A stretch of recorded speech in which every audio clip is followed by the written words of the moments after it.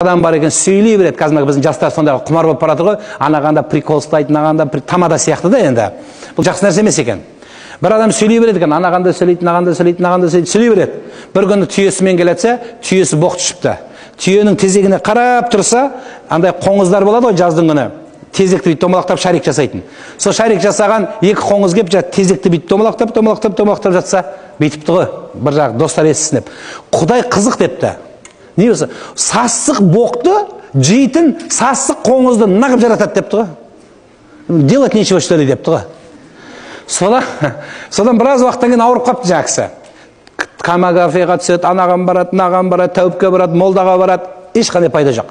Соңын бір білетін бір молдаға барыпты, сол не дейтін десе, түйенің тезегі бар ғой депті, я, соны домалақтаған шаригі бар ғой депті, я, оның қайнатып ертең ерте ішу керек саған депті. Соны оның қайнатып ішіпті, жазылыпты ауруынан.